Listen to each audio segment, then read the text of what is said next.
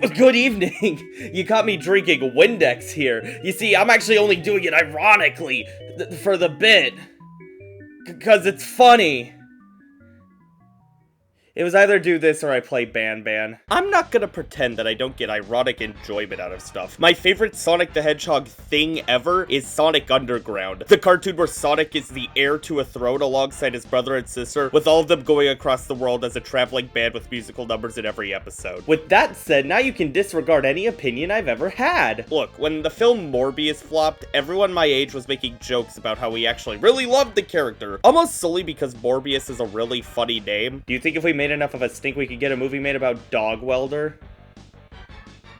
Remember that time Logan Paul said he wanted to make a Quasar movie? Who the f*** told him about that? Point is, I'm no stinker about a little joke at the expense of something that sucks butt. What I have a problem with is people kissing said butt. About once a year I see a new fan base crop up out of ironic enjoyment that almost always turns into unironic love. People's opinion on the Canadian cartoon Rocket Monkeys might be the first case of internet Stockholm syndrome. Now this is something that really only happens in online spheres, but I'm also a dumbass who spends 2 hours scrolling social media while digging in my belly button every day. Specifically, this little outburst of mine was spurred on by everybody's favorite mascot horror series, Garten of Ban. What can I say? I really hate a game where everything's textured like a veiny penis. The series at its initial launch was considered horrible, an encapsulation of everything wrong with mascot horror as a genre. But after that initial wave of mockery slid off the game, people genuinely found themselves endeared to the story that the games had, even though it's complete garbage. I'll be the first to admit it, I can genuinely see improvement with each game in the series, but is having to eat dog shit that much better than having to eat cow shit? Being able to see the good inside the bad is something I will always appreciate. Just because the project sucks ass as a whole doesn't mean some of the elements making it up do. But we don't need to kid ourselves. Ban sucks, and the only reason it gained such a following is due to people's ironic investment getting turned into genuine appreciation. Look, remember 10 to 15 years ago when it was really funny to make fun of Shrek? Pretty much entirely because the common consensus is how shit it was. It became such an object of ridicule that people became endeared to the series without even knowing it. And now look, all these years later, everyone pretty much unanimously agrees that Shrek was a damn good kids flick. Do I think that people were faking their disdain before? No, it wouldn't have become as big as it was without true hatred. But from all the quote-unquote hate watches and repeated exposure to it, people became endeared to Shrek. So many people use irony as a way to mask their embarrassment, and like, when you're a middle schooler, that's just a rite of passage. But fully grown-ass adults being scared to admit they're into something as basic as, like, Five Nights at Freddy's is more embarrassing than actually being into it.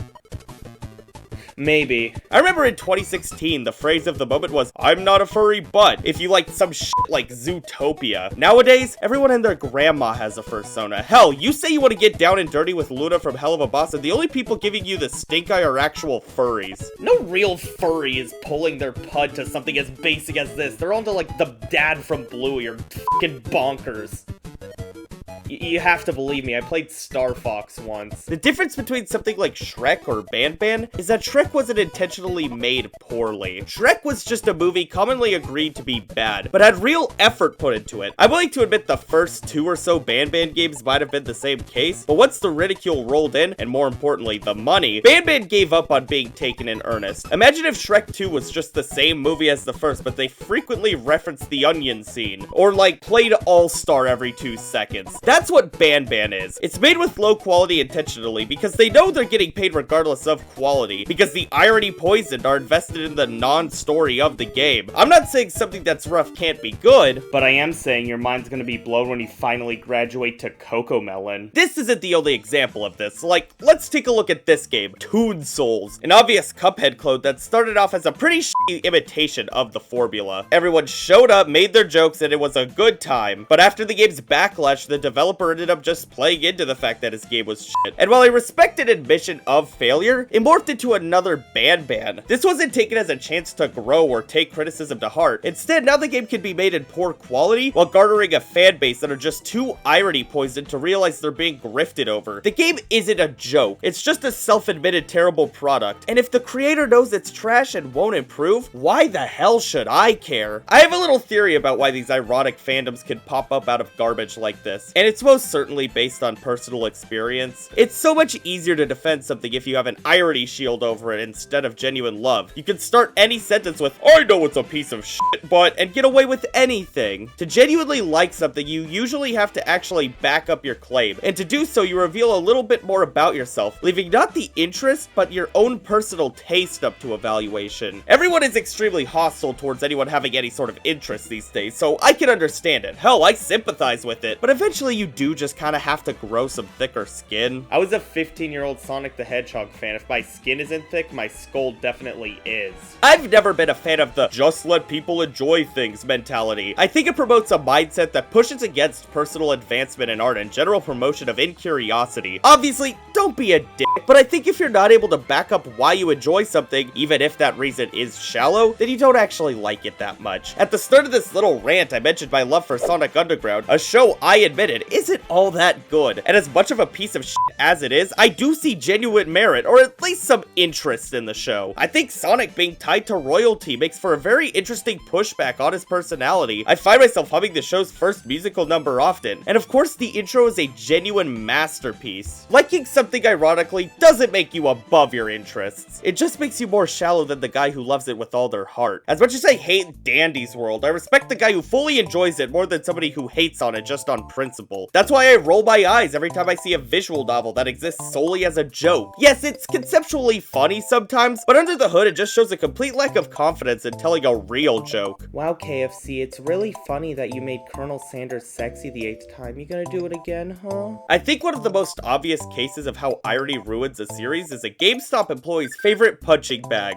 Bubsy. I'm pretty sure every CM Games has this face on a dartboard somewhere in the back. Bubsy is a platforming series from the 90s, starting the titular Bobcat and sporting subtitles that range from shit to really shit, all of them having some of the most annoying quips and one-liners of all time. Due to these games being bad, Bubsy quickly became the poster child of ironic enjoyment in video game spheres, and after Atari took hold of the IP, they really tried to lean into the people's impression of him, playing into the fact that, nobody wanted to see him come back. Bubsy's the dude at the party who's been asked to leave by like 3 different people, but every 30 minutes you still see him balking outside on the back deck. Compare this to his reptilian cohort, Gex. The Gex games sport equally annoying and outdated dialogue, and while the enjoyment of the character is most definitely ironic, the games themselves are enjoyed in earnest these days. When the new Gex collection was released, yes, they played into the joke a little bit, but in earnest. They understood Gex as a character, so while they were joking, they never compromised the series' nature. Meanwhile, when Bubsy returned in the Woolly Strike Back, the only thing they knew what to do was play the clown. They didn't bring back Bubsy because they had a new idea or wanted to take an honest swing at the franchise. The series came back because they knew self-deprecation was a marketing strategy. At the very least, it seems like Bubsy learned their lesson with Bubsy 4D. Yes, they do poke fun at the series' past failures, maybe a little bit too much, but the game is more than just that. They tried to harness Bubsy's personality from the previous games, but played it completely straight this time, with his wisecracks being things that his character would say instead of something a YouTuber in the 2010s would say about him. There was clearly an actual angle the team was tackling this game from. Now the only thing they need to do is make a game that's actually good. That's the thing. I really don't like the direction that 4D is taking Bubsy, especially through the character design and art design. You look at this design for Bubsy and you can immediately tell the person who made it wanted to see this cat's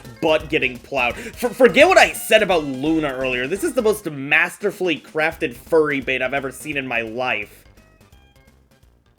I've put way too much thought into this. The thing is, as much as I hate this, I much prefer to what they were doing before. I'd rather see the series get taken in a direction that I don't like because it's at least not just some dumb joke. I'd prefer to see someone earnestly fail than watch something like Ban Ban succeed, and not just for mockery. A piece of art that has passion put in, but also success genuinely, just has more artistic integrity than somebody making something of complete garbage worth on purpose just due to laziness. No matter the motive for making something that ends up bad, it still means you made something bad. The only difference is the person who cared about their poorly made project still has the story and methods behind the creation and has the chance to grow. If you intentionally neuter yourself artistically, it just means you've given up on making anything of worth. I can't imagine spending all that time just developing something garbage for the joke. At least when I drink Windex, I do it to stimulate the American medical system.